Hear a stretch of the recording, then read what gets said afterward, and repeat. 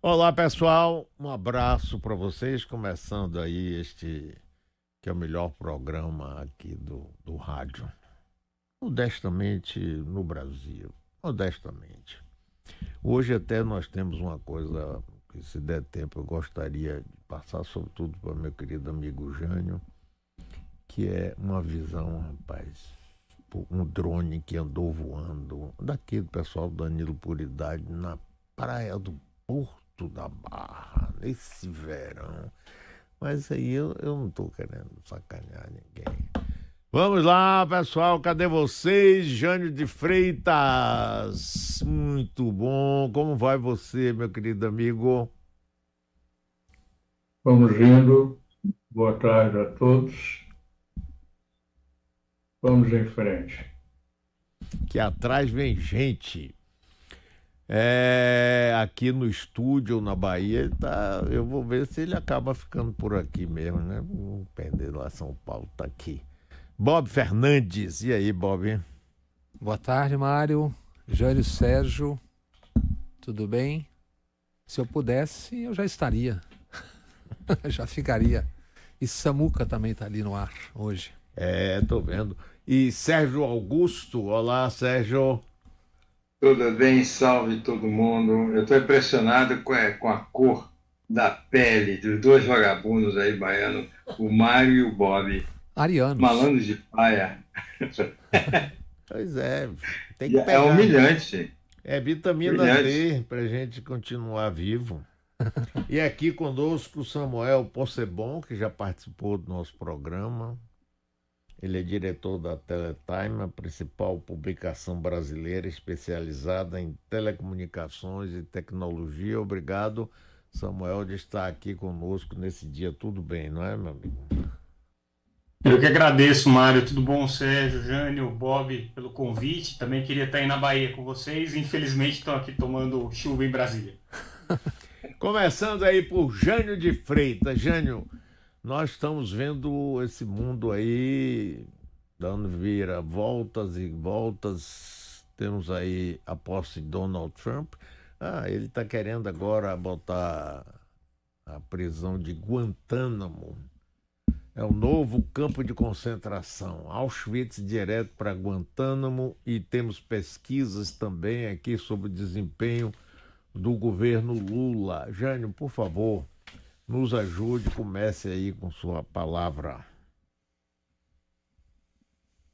A propósito de Guantánamo, aliás, acho que vale a pena lembrar que se trata de um território ocupado, é um território de um país independente, Cuba, que foi cedido por concessão aos Estados Unidos até o ano de 1999. Concluído o período de concessão, os Estados Unidos, pura e simplesmente, com o poder, com a força que tem, disseram: não vamos entregar. E não entregaram, e até hoje, 25 anos, um quarto de século, Guantánamo continua em poder dos militares americanos, e nenhuma entidade, nenhuma instituição do mundo, OEA, Organização dos Estados Americanos, e ONU em especial, nenhuma dessas entidades tomou nenhuma providência. Nenhum país latino-americano tomou alguma atitude, adotou alguma atitude em resposta à ocupação de uma terra soberana, ou soberana até haver essa ocupação. E nada há a fazer, porque o poder da força é americano. E fala-se em países democratas no Ocidente. Além das crescências que é Guantánamo, os americanos têm a experiência daqueles campos de prisioneiros japoneses nos Estados Unidos. Quando eles fizeram verdadeiros campos de concentração, onde, no caso de prisioneiro, porque não havia outra coisa além de engaiolá-los em determinadas zonas dos Estados Unidos, durante a Guerra Pacífica. E mais recentemente, depois do 11 de setembro, tinham tribunais secretos dentro do território norte-americano, onde você não sabia quem era e não havia lei. Você podia interrogar quem você queria, como quisesse. Isso foi contado, inclusive, pelo então diretor do FBI no Brasil, Carlos Costa, numa entrevista longa. Sim, Jânio. Bom, os campos de concentração de japoneses nos Estados Unidos se deram durante a guerra, Segunda Guerra Mundial. Guantánamo não foi ocupada por causa de guerra. Foi ocupada porque os Estados Unidos está ocupada porque os Estados Unidos decidiram que querem ficar com aquele pedaço e ficaram por simplesmente. Não houve nenhuma guerra que motivasse a entrega de um pedaço do país aos Estados Unidos, nem na ocasião de vencimento do acordo de concessão havia motivo bélico para a atitude americana. Quanto ao campo de concentração de nacionais estrangeiros nos países ditos aliados, aqui no Brasil também houve isso, não só nos Estados Unidos, na Califórnia. Aqui no Brasil houve recolhimento de alemães e, sobretudo, de japoneses, a pretexto de que o Brasil entrava em guerra com o Japão e a Alemanha. Enfim, todos democratas, esses países que ocupam terras alheias. Agora, a ameaça de reocupação da área do Panamá, que foi outra concessão que os Estados Unidos não queriam devolver, até que o Jimmy Carter decidiu que Panamá receberia de volta as terras e o canal que eram dele. Isso aconteceu em 1977, com a entrega no final da década de 90. Mas o acordo é de 77. Bom, os americanos já ocuparam Cuba no início do século passado, né? Expulsaram os espanhóis. E tomaram. Fizeram uma guerra Estados Unidos e Espanha. Expulsaram os espanhóis de Porto Rico e de Cuba. E Filipinas, né? Filipinas. E Mark Twain tem um belíssimo texto de protesto e de lamento por essa atitude americana, que eu publiquei uma vez num jornal lá de São Paulo. E recentemente até pensei em procurar esse texto para publicá-lo outra vez, porque vale a pena, é muito bom, muito valente. Não é Mark Twain bem-humorado, fazendo crônica. Não, é uma tomada de posição muito séria, muito honesta, muito corajosa. Eu vou procurar esse texto. Eu vou procurar esse texto. É um Eu jornal, tenho é um pena. jornal lá de São Paulo. Eu Ah.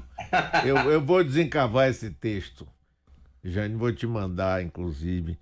Jânio escreve toda sexta-feira. Faz isso enquanto o jornal está lá. Eu vou procurar. Tem outra coisa, antes que eu me esqueça, porque eu ando muito esquecido. Nós estamos transmitindo pela Rádio Metrópole FM 101.3 de Salvador, pelo metro1.com.br no YouTube e pelo canal Bob Fernandes, que aqui está. E aí, Bob? Aproveitando que a gente começou pelos Estados Unidos e etc. e poder, eu queria falar com o Samuel Possebon e fazer uma pergunta. Já está valendo? Sim, claro, aqui. Samuel Possebon, a empresa chinesa DeepSeek entrou na corrida da inteligência artificial, fato que levou as principais empresas de tecnologia norte-americanas despencarem quase 1 trilhão, 10% em média do que valiam na posse de Donald Trump, exatamente naqueles dias. E ontem, outra gigante da China, Alibaba, também anunciou sua entrada nesse ramo da inteligência artificial. Assim como outras da China estão chegando. Quais são as implicações desse fenomenal desembarque e abrupto, mesmo para quem era do ramo, não estava prevendo tão assim rápido, desembarque nesse vastíssimo departamento futurista e presente já da inteligência artificial?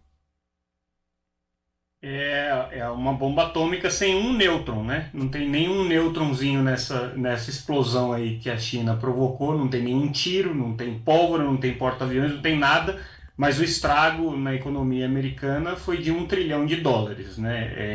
É uma dimensão inimaginável para nós mortais aqui. E mostra o que é o novo jogo, o novo cenário geopolítico, né? Talvez a China, que tem a sua armada, tem uma força militar bastante relevante, considerável, mas esteja jogando com outras peças, né? E eu acho que nesse jogo, quando a gente fala principalmente de tecnologia, quando a gente fala das novas economias que estão se desenvolvendo hoje, que vão se desenvolver no futuro, inteligência artificial é talvez aí a principal nova fronteira a ser desenvolvida. Não por acaso o governo Donald Trump começou já com um anúncio significativo nessa área, né? Uma parceria entre a OpenAI, entre a Microsoft, a Oracle, gigantes americanas aí que estavam pretendendo investir $500 bilhões para colocar os Estados Unidos na fronteira da inteligência artificial. Já estão, mas mais ainda, né? E aí, em um dia, a China fez eles perderem o dobro disso. Consequência disso é o seguinte, a China entrou num jogo que até então os Estados Unidos achavam que a China estava fora, ou pelo menos estava algumas voltas atrás, né? E entrou no jogo se colocando já na mesma posição da corrida, disputando ali cabeça a cabeça com os norte-americanos. Então é isso que a gente vai ver. Os próximos anos aí são as gigantes chinesas, que eu faço até uma observação, a Alibaba que você mencionou, é uma das poucas empresas não norte-americanas que disputa o mercado de tecnologia com relevância, né? Se a gente pegar as 10 maiores empresas de tecnologia, são quase todas americanas, tem 2 ou 3 chinesas ali disputando esse mercado. Então, se tem alguém que tem força para disputar esse jogo com os norte-americanos, é a China, e é isso que a gente vai ver. É ótimo, a gente fica aqui sentado de cadeirinha, né, vendo o pau comer ali, mas vai ser muito interessante. Essa súbita tempestade provocada pela DeepSeek foi gestada onde e como? Que vantagens foram percebidas pelo mercado e pelos poucos usuários tão enfronhados assim para essa virada tão súbita?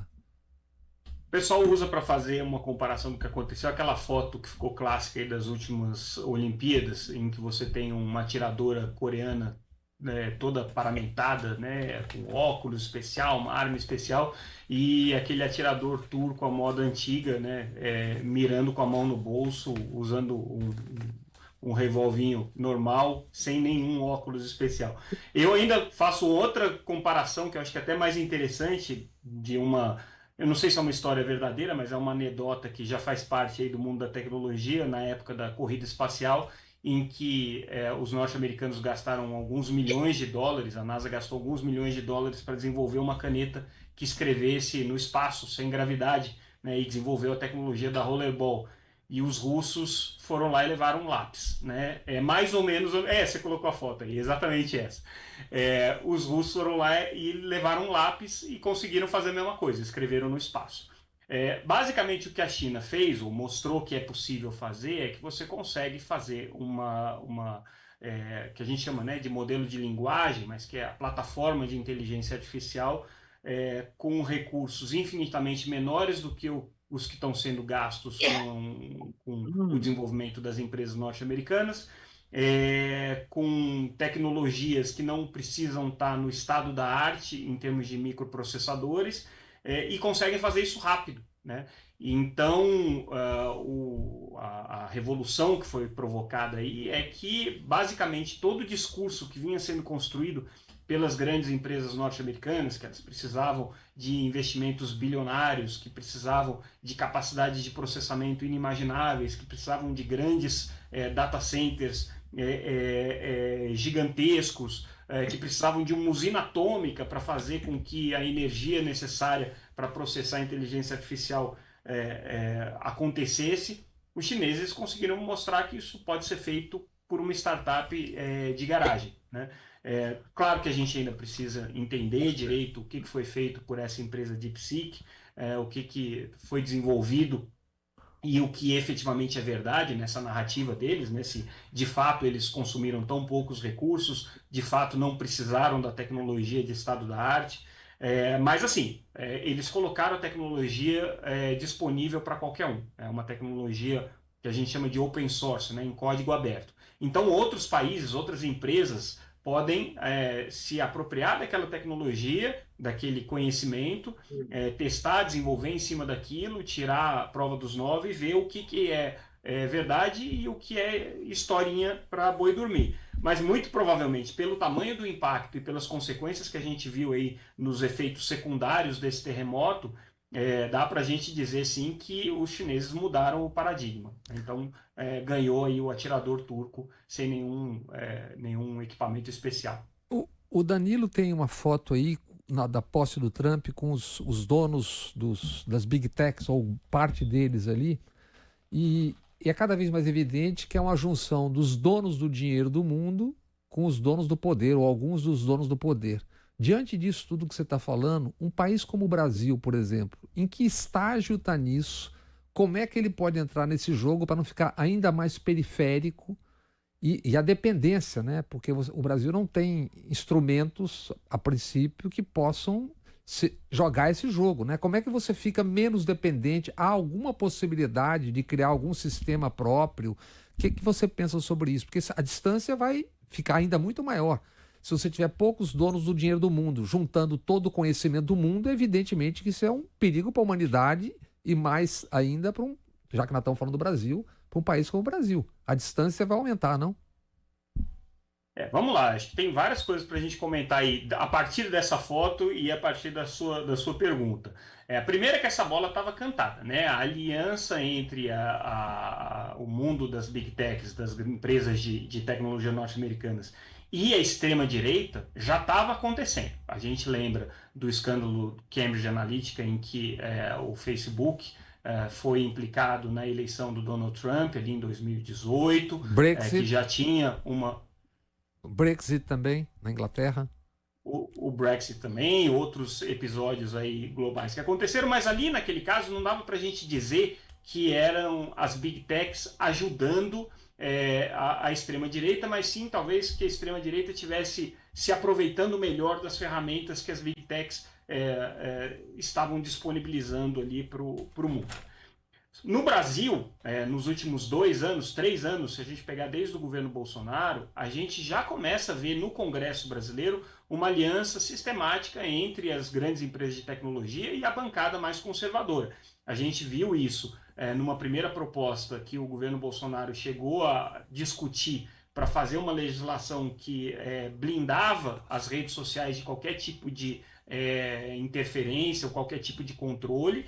Né? Então já havia ali uma aproximação das Big Techs com o governo Bolsonaro no sentido de criar um arcabouço legal que protegesse eles. Depois a gente viu, logo no começo do governo Lula, uma aliança descarada entre as grandes empresas de tecnologia e a base mais conservadora do bolsonarismo no Congresso contra o projeto de lei 2630, que era o projeto, né, que visava combater aí as fake news. A gente viu essa aliança acontecer também em projetos de lei de regulamentação do trabalho por aplicativos. A gente viu essa aliança acontecer também na regulamentação das plataformas de streaming, nas plataformas de conteúdos por assinatura. Então, assim, em vários momentos já estava ficando claro que o caminho para as empresas de internet não serem reguladas era essa aliança com os movimentos conservadores, porque casa 2 discursos. Aquele discurso da liberdade de expressão, o discurso de que qualquer tipo de intervenção regulatória é censura, e a vontade delas, a vontade econômica delas de atuarem livremente em qualquer país do mundo. Né? Quando elas viram que isso era inevitável, que a Europa ia regular, como já está regulando o ambiente digital, que outros países, como é o caso do Brasil, poderiam criar obstáculos regulatórios e legais à atuação das Big Techs, elas correram para quem tem força para enfrentar esse jogo, que são os conservadores norte-americanos, e apoiaram aí a eleição do Donald Trump de uma maneira bastante, vamos dizer assim, vira casaca, né? Porque até então elas se diziam democratas, se diziam, né, empresas progressistas e tudo mais, e no final das contas se mostraram muito pragmáticas aí nesse alinhamento político delas, tanto que pagaram a conta da posse do Donald Trump. Sobre a segunda parte da sua pergunta, o que o Brasil pode fazer para não ficar atrás, é o seguinte: o Brasil tem pessoas com capacidade de desenvolvimento e conhecimento para entrar no mundo da inteligência artificial. O Brasil tem uma boa formação de acadêmicos nessa área, e se a China está mostrando um caminho que é realmente um caminho de muito mais economia, muito mais simplicidade e muito menos necessidade de recursos, o Brasil tem que abraçar isso e desenvolver uma política de inteligência artificial, desenvolver um projeto para desenvolver tecnologia nacional de inteligência artificial, para atrair investimentos na área de inteligência artificial aqui para o Brasil, e não ficar fora dessa briga, porque senão vai acontecer o que aconteceu com a internet, que a gente é só consumidor de conteúdos produzidos em outros países, né? E as grandes plataformas, nenhuma delas está aqui no Samuel, Brasil. Então, o Brasil tem que correr nessa frente. Pois é. Aí, Jânio, eu queria, inclusive, usando aí que a gente está ouvindo de Samuel, extremamente bom e importante para a gente saber, o governo Lula, as pesquisas mostraram aí uma queda acentuada na avaliação positiva do presidente. E isso, a eleição de Donald Trump e tudo isso que a gente está vendo aí também atiça essa oposição conservadora no Brasil. Como é que você vê isso, Jânio? Bom, eu, em primeiro lugar, estranhei a queda tão acentuada e súbita do prestígio do presidente Lula, particularmente no Nordeste, se bem que muito significativo em outros estados também.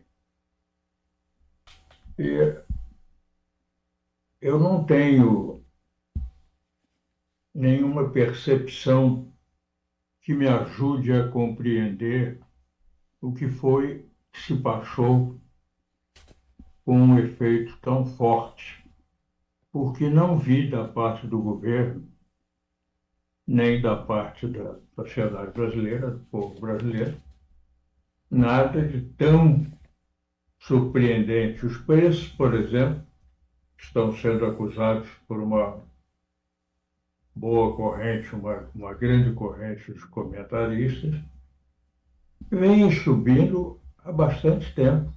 Não começaram a subir de 15 ou 20 dias para cá, não, vem subindo há bastante tempo. A carne, por exemplo, subiu barbaramente, sem nenhuma justificativa que não fosse um acompanhamento injustificado do dólar nos últimos tempos. Mas antes da subida do dólar, a carne já vinha subindo.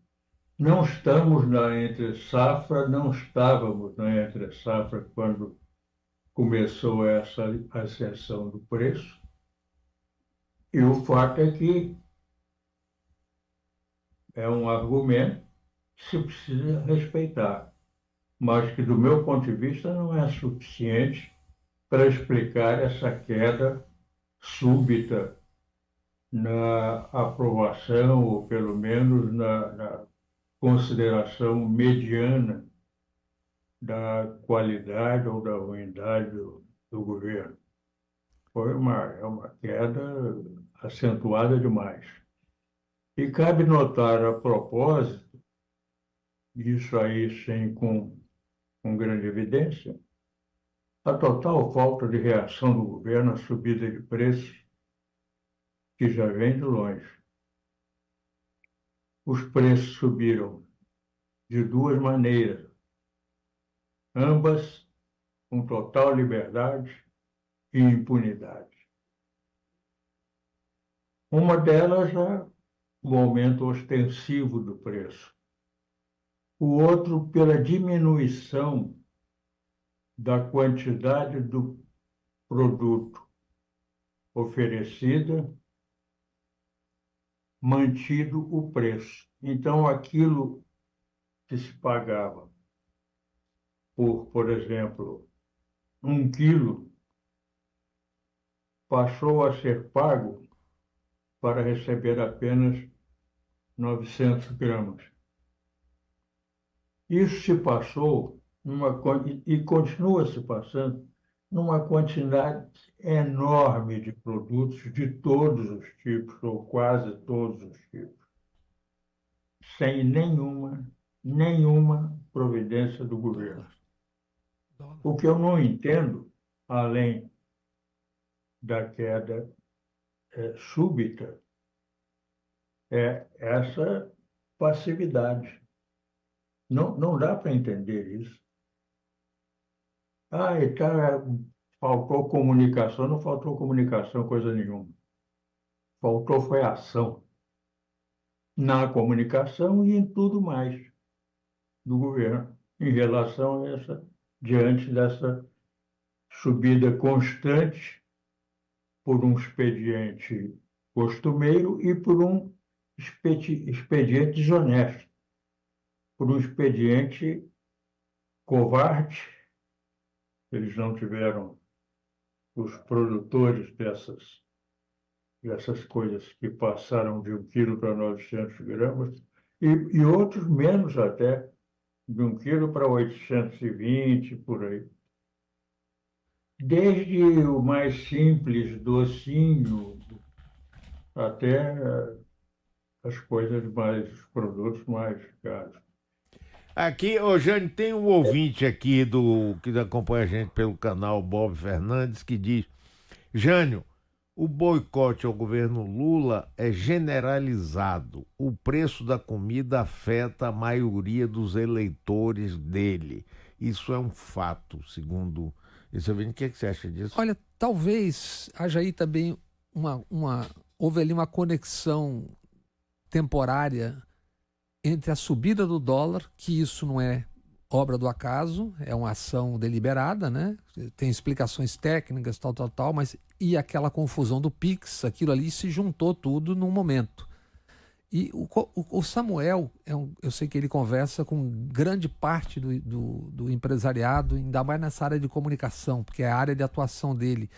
E eu quero saber se você detectou algo, Samuel, além do que nós estamos falando aqui, para essa mudança do humor e que acaba levando à mudança de preços também. Como você conversa com todo mundo, quer dizer, o que você... E você é um expert, um estudioso de comunicação, eu sei disso, né?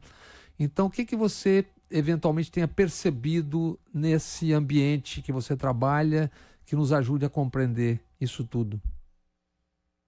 Eu acho que, assim, uma parte significativa da imprensa brasileira, dos meios de comunicação brasileiros, está agora preparando o seu candidato para 2026, né? O Tarcísio está aí na boca da caçapa, o Kassab está fazendo o trabalho de promover esse nome, outros nomes podem acabar surgindo, mas é evidente que a boa parte do setor de comunicação no Brasil fez com a primeira eleição do Lula foi tirar o Bolsonaro, porque o Bolsonaro realmente talvez fosse um pouco demais até para os padrões desse empresariado. Agora, não toleram o governo do PT, com todas as suas falhas, tá? Eu acho que realmente o governo Lula tem pecado na resposta a esses problemas que estão colocados de uma maneira flagrante, tá? Assim, é um dado da equação, né? A oposição sabe usar as plataformas digitais, sabe usar as redes, sabe se comunicar melhor, e existe um novo eleitor aí que o PT até agora não conseguiu entender. Agora, é evidente que o que os meios de comunicação estão fazendo é preparando o seu candidato para 2026, e não é o Lula. E vem cá, e essa pesquisa recente que dava o Lula e o Haddad como imbatíveis contra qualquer candidato, seja de direita, extrema-direita... Isso, pesquisa é como a fotografia, né? Depende do momento e tal. Mas eu acho que o que o Samuel está falando tem. Mas foi recente a pesquisa. Sim, mas isso é pré-dólar e Pix. Pré-Pix e pré-dólar, por exemplo. Pix foi realmente ali juntou coisas, né? Mas eu acho que tem um risco aí que eles estão esquecendo de combinar com o lateral. Achar que a candidata... Eu acho que o que o Kassab está dizendo agora... O lateral seria do Botafogo ou do russo, Flamengo? No caso era o russo. Era o russo. Né? Eu acho que o que o Kassab está fazendo agora, dizendo, olha, o Lula não é mais imbatível, essa coisa, ele está primeiro se reposicionando e ao partido dele e ao grupo que ele representa, que não é só o PSD, em relação à reforma ministerial que está aí à boca de acontecer. E eu acho que eles esqueceram de combinar com o lateral, isso é a minha percepção. Primeiro, você só tem mais um ano, na prática, e 2 meses de governo, porque a descompatibilização é em abril do ano que vem. E tem um candidato que está posto porque faltou coragem à justiça eleitoral de puni-lo por seus crimes eleitorais na eleição de São Paulo, que é o Pablo Marçal, e não o puniram, porque se punisse, teria que punir também, pelo menos até agora, o Tarcísio de Freitas, governador, que cometeu um evidente e grave crime eleitoral no dia da eleição. O candidato que eles não estão contando, que eu acho que é um candidato poderoso nesse ambiente de distopia, chama-se Pablo Marçal. Se esse cidadão colar num partido desses grandes da direita, veremos um estrago, inclusive na direita. E ele não é um candidato tão controlável. Ele pode servir, por exemplo, a Faria Lima e ao dinheiro, porque eles sempre estarão a serviço deles, né? Mas ele é um outsider. Então quem está brincando quem está brincando com isso aí pode ter uma surpresa. Não estão contando com isso. Eu ouço muita gente que está viajando pelo Brasil em todos os lugares tem a mesma pergunta, Pablo Marçal. Não sei se faz surgir nas perguntas agora, mas eu intuo que tem uma candidatura poderosa, que é essa, independente de Tarcísio e de tudo mais. Sérgio Augusto.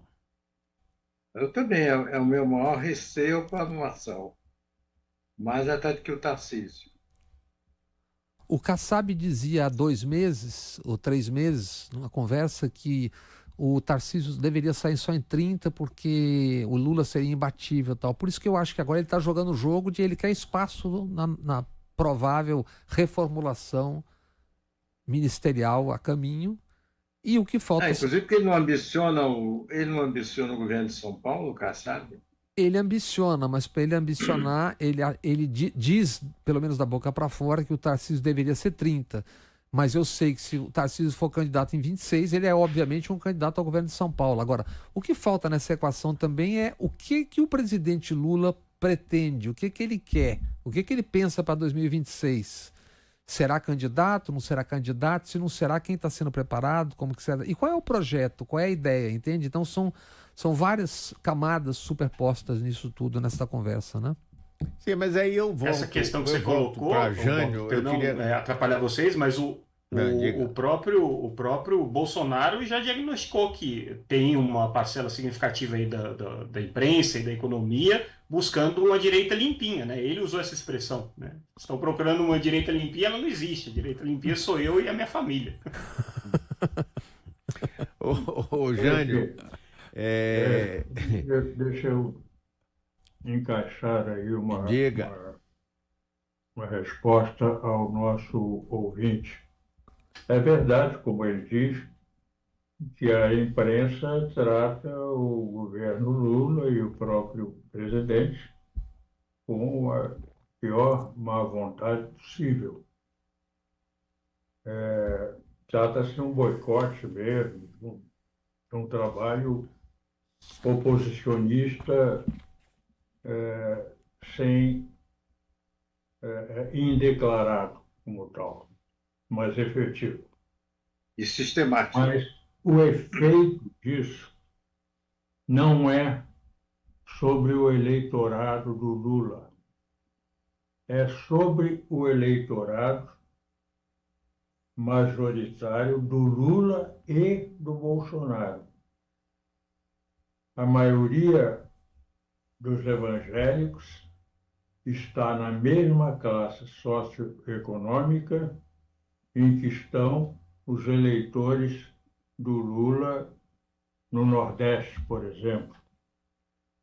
Os eleitores que esse ouvinte nosso considera como majoritários, no caso do Lula, e de fato são, mas são exatamente da mesma classe socioeconômica daqueles que fazem a maioria do eleitorado bolsonarista.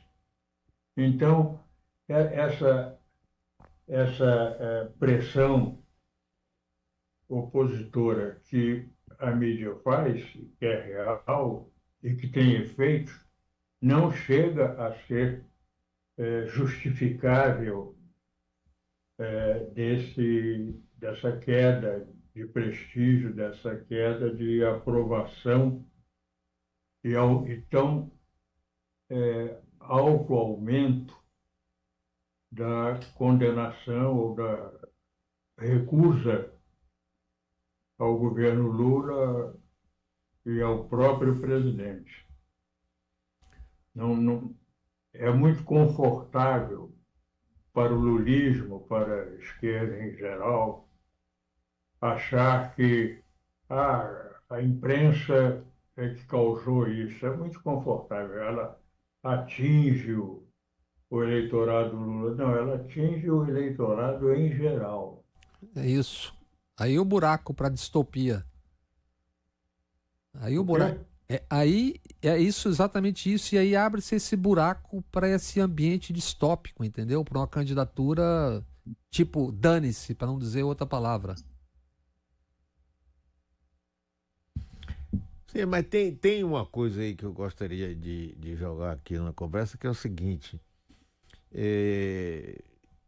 Bob acabou de falar que não sabe se Lula vai ser candidato e também se está preparando alguém para o caso dele não ser.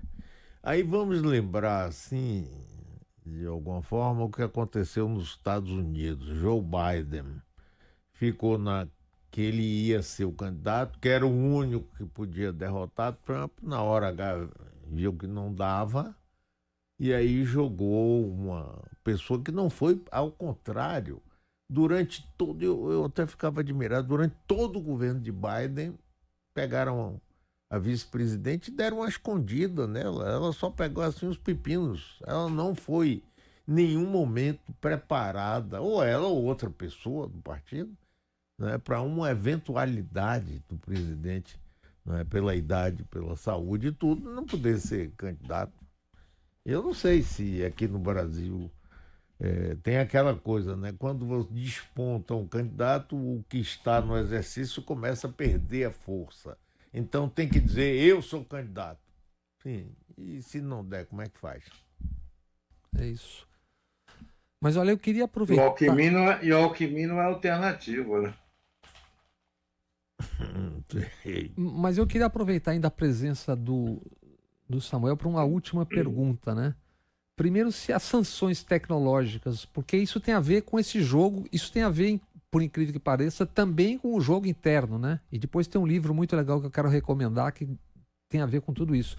Se as sanções tecnológicas dos Estados Unidos conseguem surtir efeito diante desse avanço chinês nessa área, e há alegações de que o DeepSeek, essa nova empresa esse novo aplicativo de inteligência artificial, tem elementos de plágio, etc, etc. Você tem alguma informação sobre isso?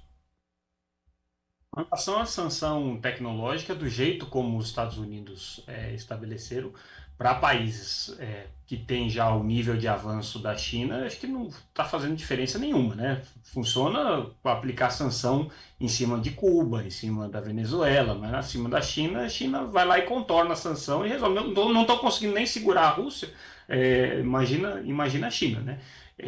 Então, assim, acho que não vai fazer muita diferença não e não vai causar o efeito que eles estão buscando, que é de isolar a China ou fazer com que a China fique atrasada no ponto na corrida tecnológica.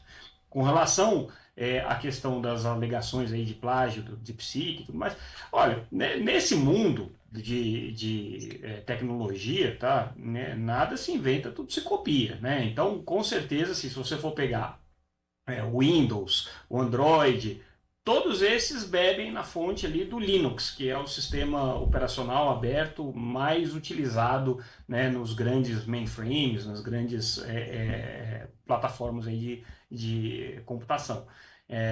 E o DeepSeek certamente também se aproveitou de códigos que estavam abertos. A Meta tem uma linguagem, um modelo de linguagem de inteligência artificial que ela colocou aberta para o público poder desenvolver em cima daquilo, né? Então, assim, acho que vão surgir essas alegações, mas é choro de perdedor, tá? O OpenAI vai ter que correr atrás agora e apresentar uma coisa melhor. Não adianta ficar dizendo que o DeepSeek foi lá e roubou informações, treinou, usou o OpenAI para o ChatGPT para se treinar e tudo mais. Isso é besteira, tá? Então, acho que o que a gente tem que ver agora é como é que vai ficar esse jogo daqui para frente. Você diria Eu soube ontem que li ontem em algum lugar que o Elon Musk tem alguém propondo a candidatura dele para o Prêmio Nobel da Paz por sua defesa. Sério? Tá de sacanagem. Aí é sacanagem. Da liberdade de expressão. Aí é sacanagem. Ele vai agradecer o Prêmio Nobel com um gesto polêmico. Não, depois que o Kissinger, que era um criminoso de guerra, ganhou o Nobel, né? A paz. Mas olha, eu tenho uma sugestão de um livro que tem a ver com tudo isso que a gente está falando aqui. Qual é?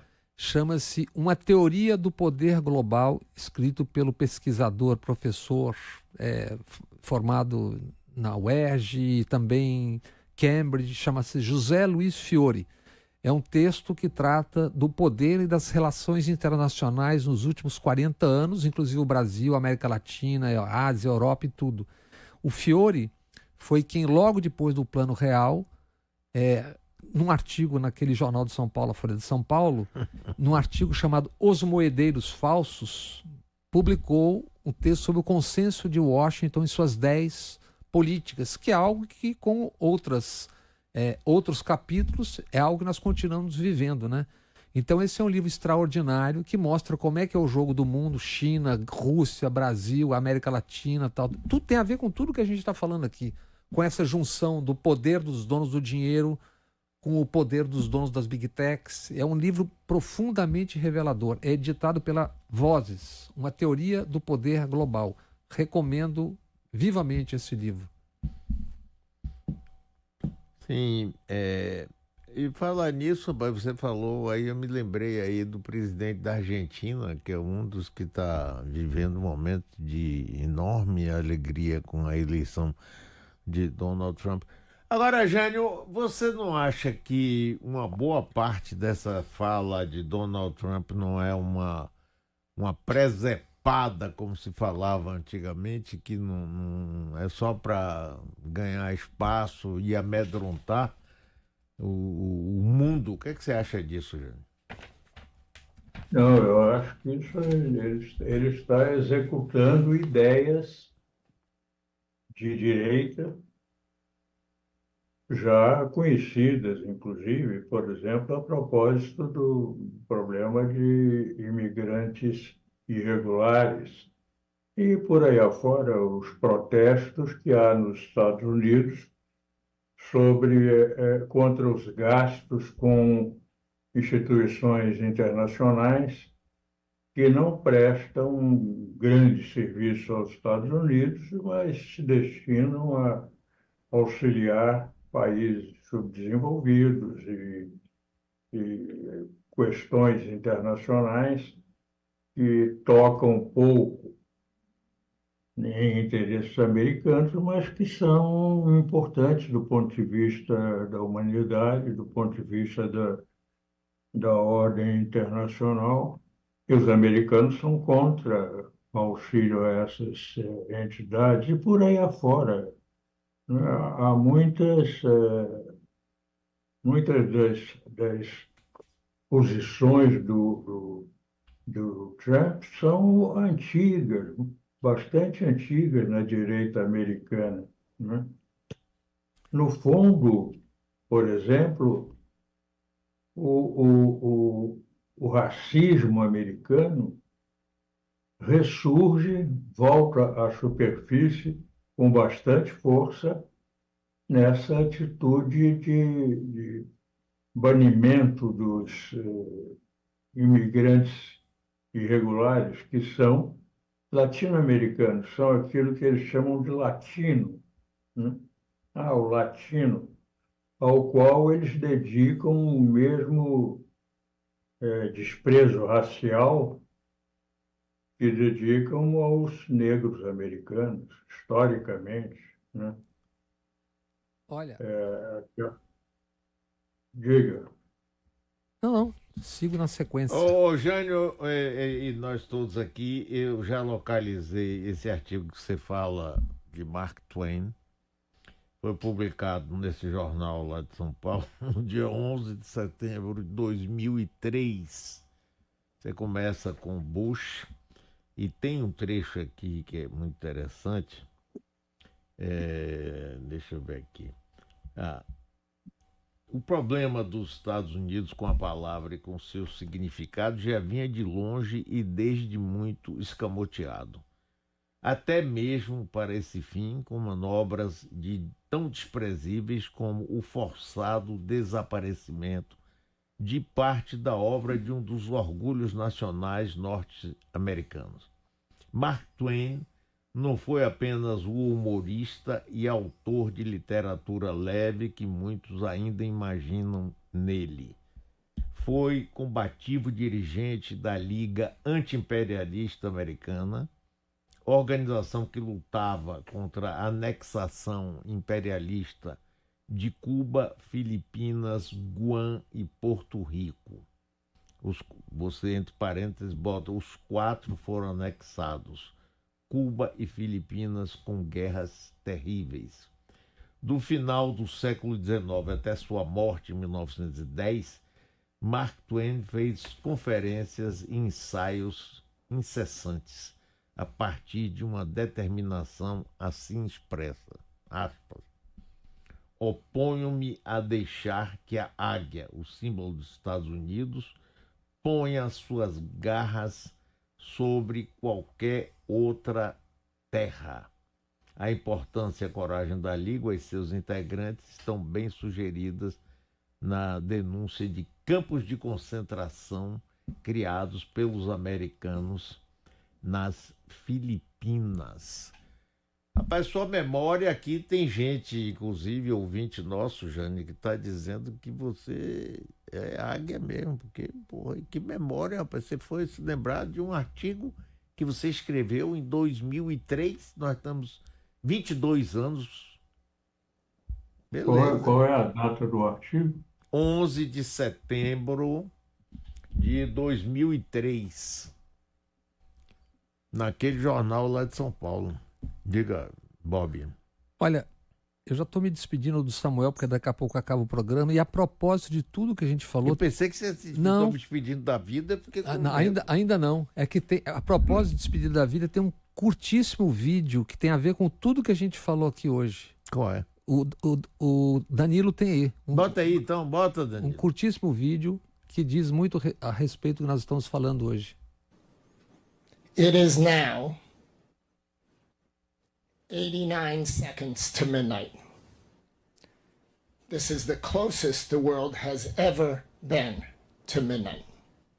Isso é o relógio do juízo final, que na terça-feira foi adiantado, está a 89 segundos da meia-noite.